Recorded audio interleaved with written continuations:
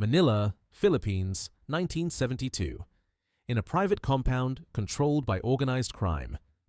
Bruce Lee, at the height of his international fame, was about to face the most brutal encounter of his entire life. The documentation captured that night remained buried in criminal archives for decades because those who witnessed that moment knew this wasn't just another challenge match or martial arts exhibition. This was real. This was savage. This was Bruce Lee fighting for survival against a man who'd killed 12 opponents in underground death matches. What you're about to hear is a story that only a handful of people alive today can confirm. A story about a challenge that came from the Philippine underworld. A story about violence, honor, and a fight so brutal that trained fighters who watched it had nightmares for years. If those cameras hadn't been documenting that night, this moment would sound like impossible fiction. Some say it was the fight that changed Bruce's understanding of real violence. Others claim it was the moment he truly faced death and survived. But one thing is certain. What happened in that compound on that steaming Manila evening would remain classified by multiple governments for over 45 years. This is that story. The year was 1972, and Bruce Lee was at a crossroads. He had conquered Hong Kong cinema with The Big Boss and Fist of Fury, breaking every box office record in Asia. He was preparing to film Enter the Dragon, the movie that would make him a global phenomenon.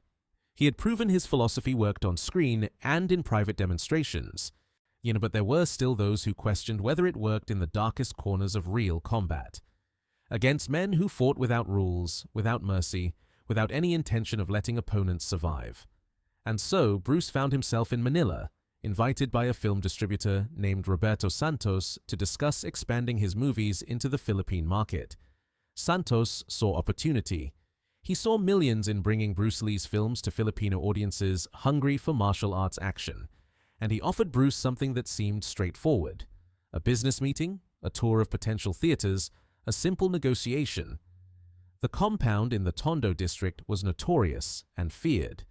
Not a legal business establishment, but a private fortress controlled by the Bahala Na Gang, one of Manila's most violent criminal organizations, where illegal fights happened weekly, where bets ran into millions of pesos, where fighters competed in matches that often ended in death. This was where the Philippine underground proved itself not through sport, but through survival. Among those who fought, there was a man named Miguel the Executioner Reyes. He wasn't in movies, he wasn't on television, he'd never competed in legal tournaments. But in the blood-soaked fighting pits of Manila's criminal underworld, Miguel Reyes was a legend of terror.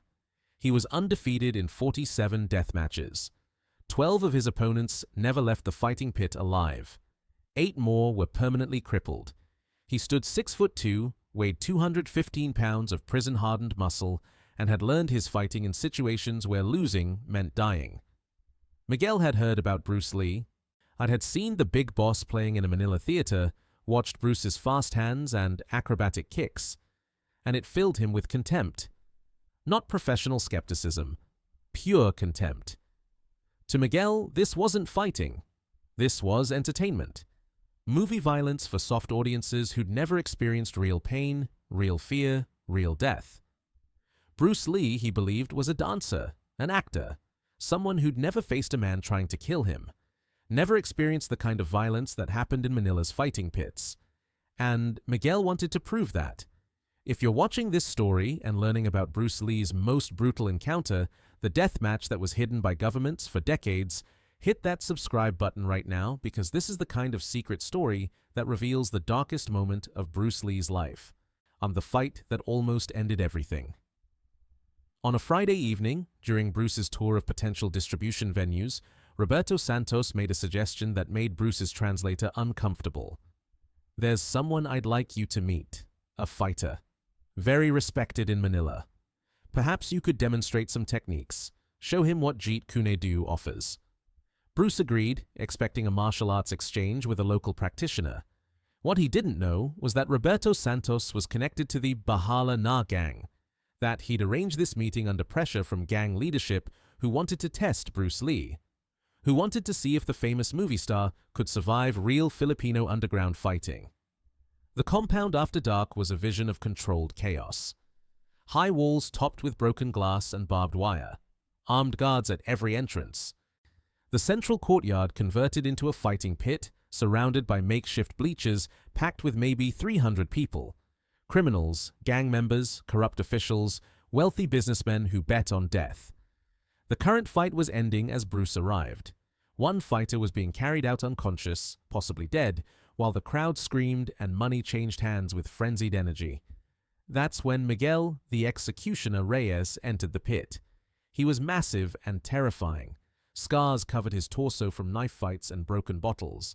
His knuckles were grotesquely swollen from breaking bones and skulls. His eyes carried the absolute emptiness of someone who'd killed repeatedly without remorse. Bruce Lee. Miguel's voice cut through the compound noise. He spoke in Tagalog, Roberto translating with visible nervousness. I've seen your movies. Very pretty. Good dancing. Now let me show you real Filipino fighting. Bruce remained calm, but his translator and the few legitimate businessmen in the crowd recognized immediate danger. This wasn't a friendly demonstration. This was a death challenge. I didn't come here to fight, Bruce replied through Roberto. I came to discuss film distribution. Then you came to the wrong place, Miguel said.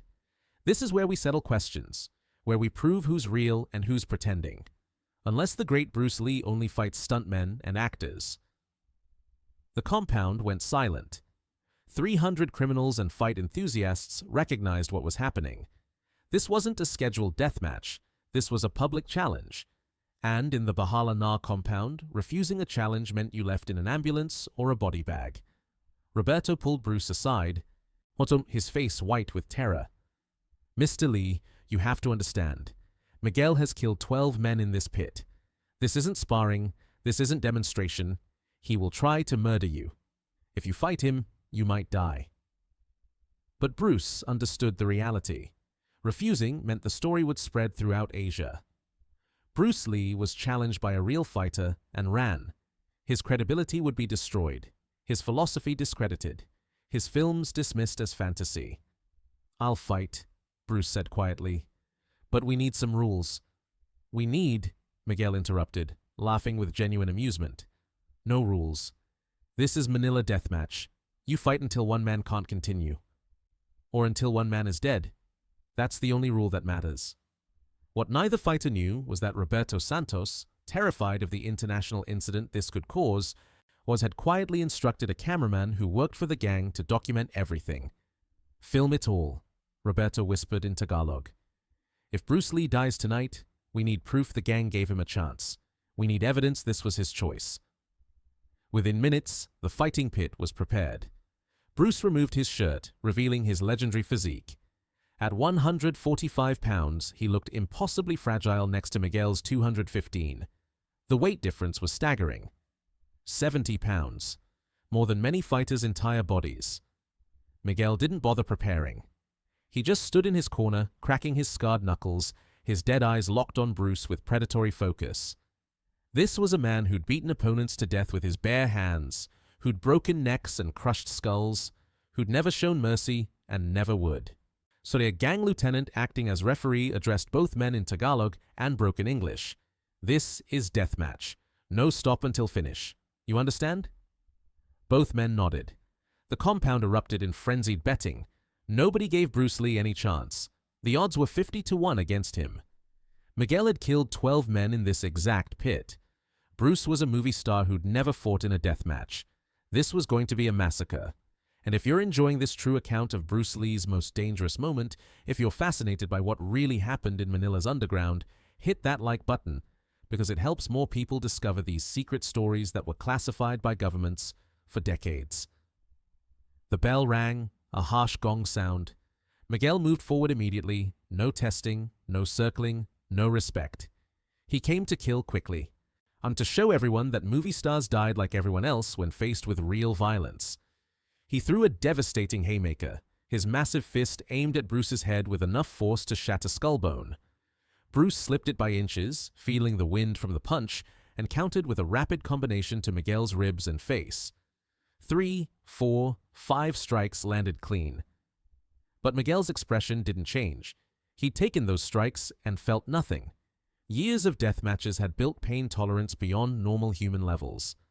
They reset, and Miguel attacked again, this time a front kick to Bruce's midsection designed to break ribs and rupture organs. Bruce blocked it, but the force drove him backward 3 steps. Miguel's power was real, overwhelming, dangerous.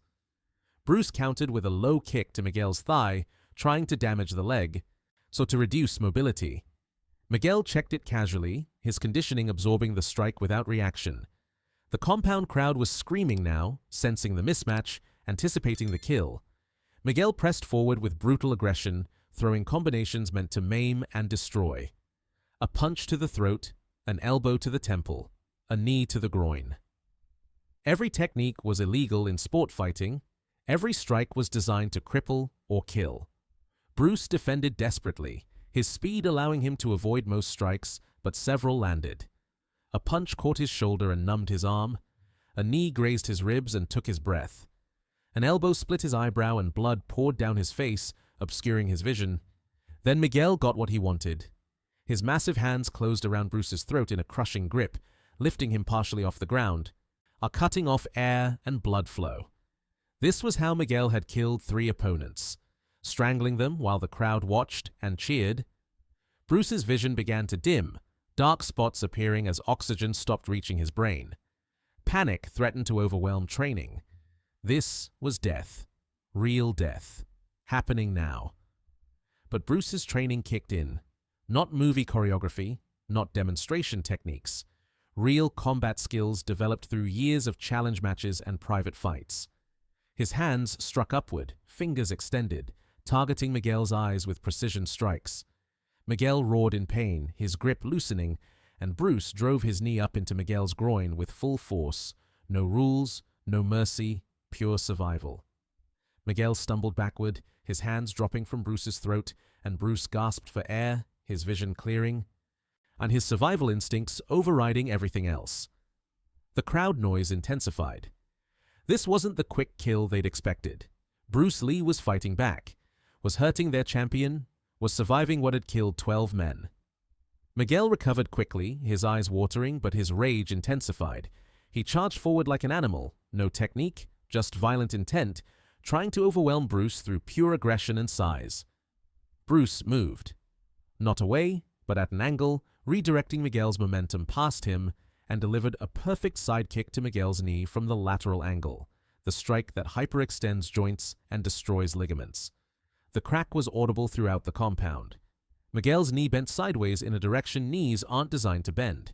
He roared in pain and fury, his leg buckling, but he didn't go down, didn't submit. And he kept fighting on one leg because in Manila death matches, you fought until you physically couldn't continue. If you've made it this far in the story, if you're still engaged and learning about Bruce Lee's most brutal moment, leave a comment below telling me what surprised you most. Was it that Miguel had killed 12 men? That Bruce was being strangled? That the fight was actually a death match? I read every comment and want to know what resonates with you. They fought for 6 more minutes. The most brutal 6 minutes of Bruce Lee's life. Miguel on one damaged leg, fighting with pure rage and pain tolerance. Bruce with blood pouring from his split eyebrow, his throat bruised from strangulation, his ribs aching from strikes that had landed. Every exchange was desperate. Miguel threw wild strikes powered by fury. Aunt Bruce countered with precision, targeting nerves and vulnerable points. Miguel landed a punch that cracked Bruce's cheekbone. You could hear it break. Bruce landed an elbow that opened Miguel's other eyebrow, blood flowing from both sides now, obscuring his vision. Both men were operating beyond normal human endurance, beyond what sport fighters trained for. This was survival, pure and simple. Then Miguel made his final attempt. With one leg barely functional, he dove forward for a tackle, trying to get Bruce to the ground where his size and ground fighting experience would overwhelm speed and technique.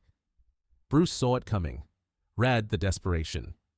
Sidestepped at the last second, and while Miguel was committed to the tackle, falling forward, Bruce delivered a jumping knee strike to Miguel's face with every ounce of remaining strength. The impact was catastrophic. Miguel's nose shattered, several teeth broke. His momentum carried him face first into the ground where he lay motionless, blood pooling beneath his head. The compound went absolutely silent. 300 criminals and fight enthusiasts watching the impossible. Miguel, the Executioner. Reyes, killer of 12 men, undefeated in 47 death matches, was unconscious on the ground, possibly dead. The gang's medic rushed into the pit, checking Miguel's pulse, his breathing. After terrifying seconds, he signaled that Miguel was alive but needed hospital care immediately. Bruce stood in the center of the pit, swaying slightly, blood covering his face from his split eyebrow, his throat showing purple bruises from the strangulation attempt, his cheekbone visibly swollen from the punch that had cracked bone. He had survived, had defeated a man who'd killed 12 opponents, had proven that his techniques worked in the worst possible circumstances. And if you're still watching this story, if you're learning things about Bruce Lee you never knew existed, hit that subscribe button one more time. Because Bruce Lee's story contains secrets like this, classified encounters that tested him beyond anything in his movies, true accounts that prove the legend was built on documented survival against killers. Roberto Santos rushed into the pit, terrified and relieved simultaneously. "Mr. Lee, we need to leave. Now. Before the gang decides this dishonored them. Before they decide you need to pay for beating their champion." Bruce nodded, unable to speak through his damaged throat, and Roberto's men formed a protective circle, as rushing Bruce out of the compound into a waiting car that sped toward the airport.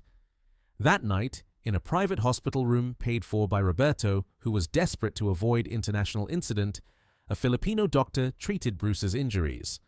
The split eyebrow required 8 stitches. The cracked cheekbone needed to be set. The throat bruising was severe enough that Bruce couldn't speak normally for a week. The ribs were badly bruised, possibly cracked. "You're very lucky," the doctor said through a translator. "Miguel Reyes has killed 12 men in that pit. Sent 8 more to wheelchairs. You survived what nobody survives."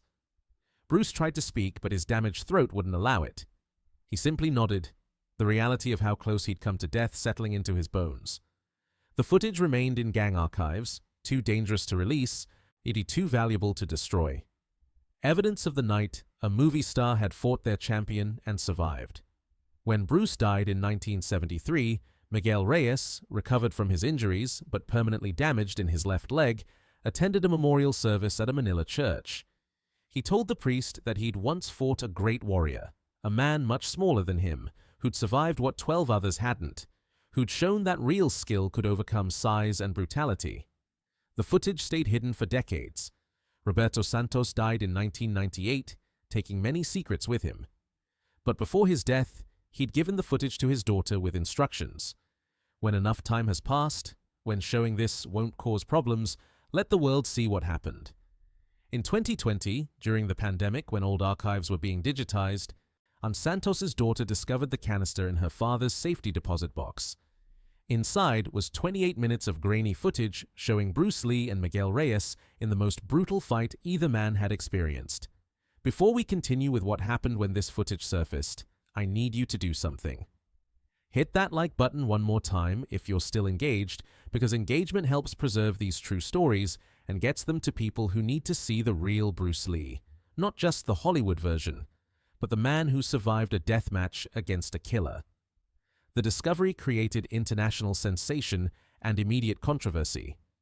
Experts authenticated it, verified through witnesses that it was real, unscripted combat, a death match.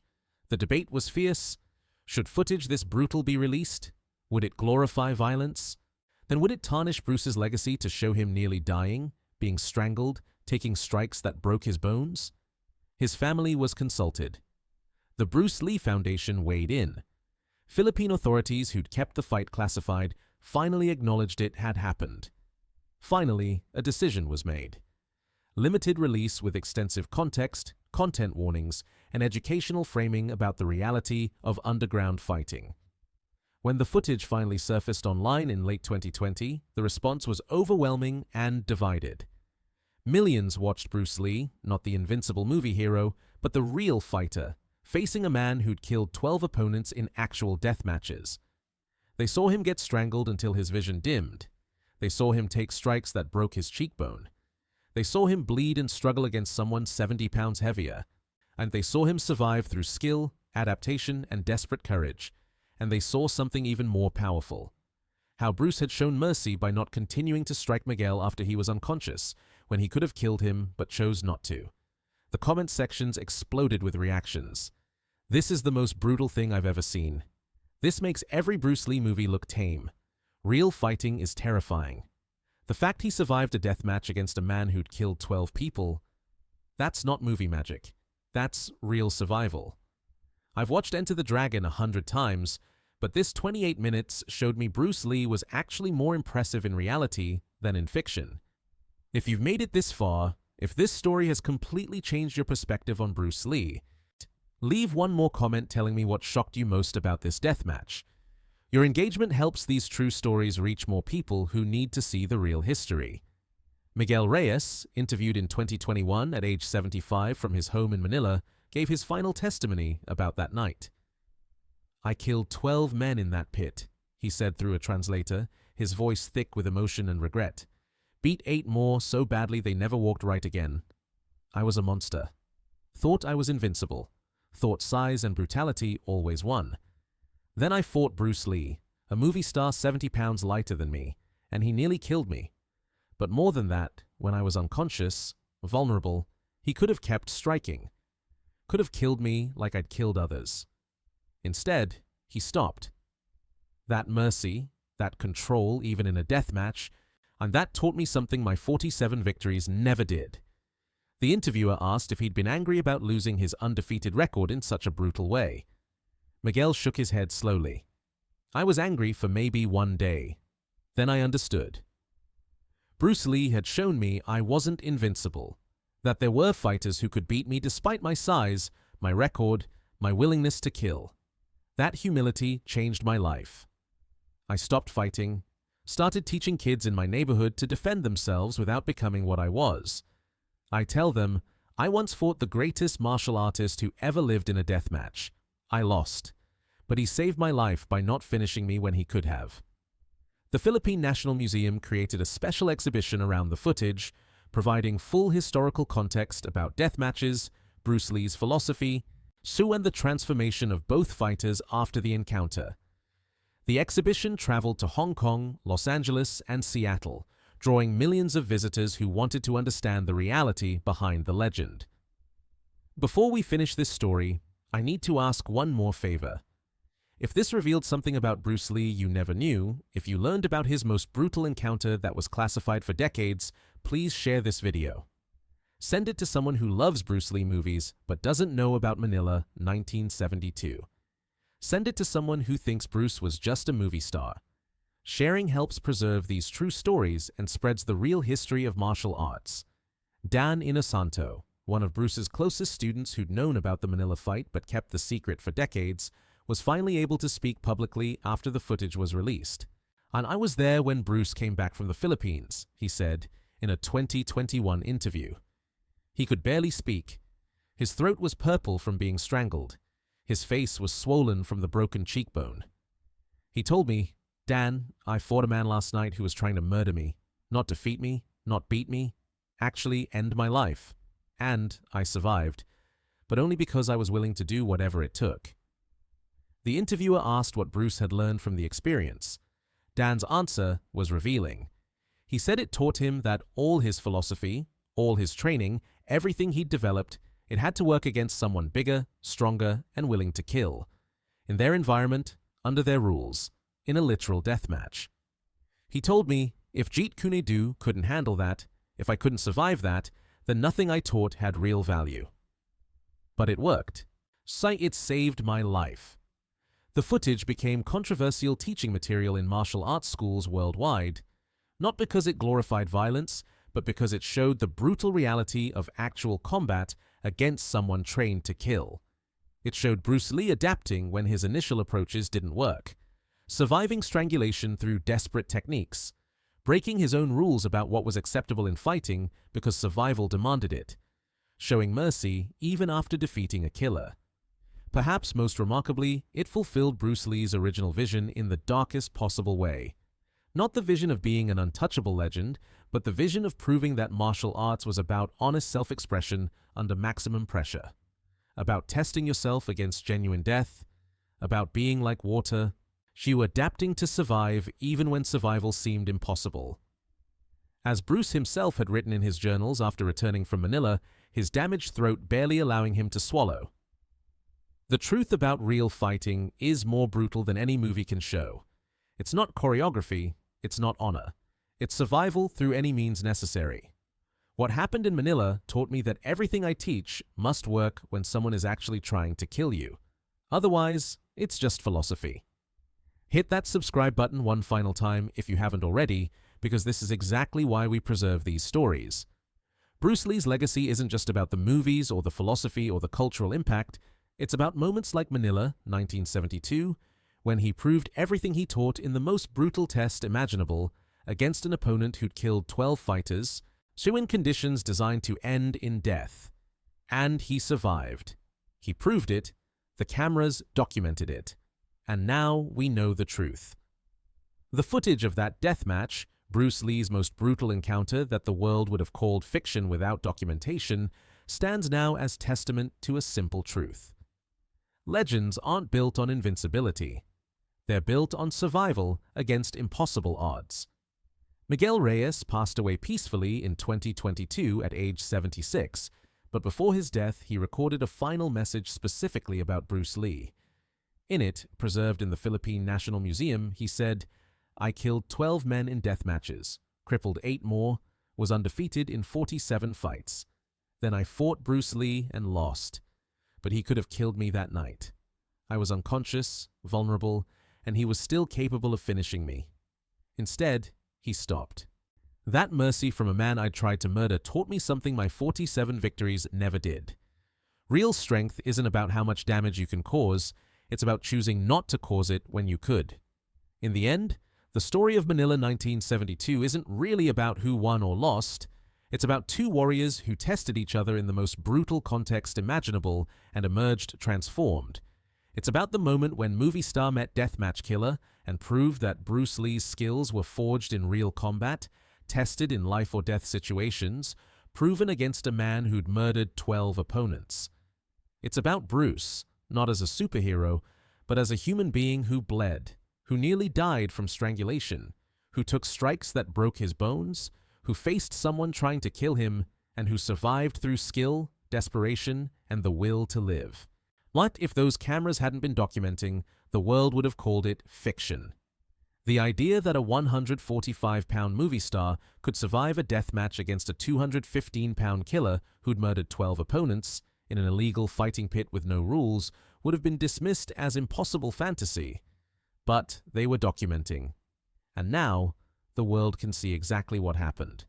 When Bruce Lee faced his most brutal encounter, when he proved the legend was built on documented survival against a man trained to kill. When 28 minutes of classified footage confirmed that everything he ever claimed about fighting for survival was tested, proven, and recorded for history in the darkest possible way.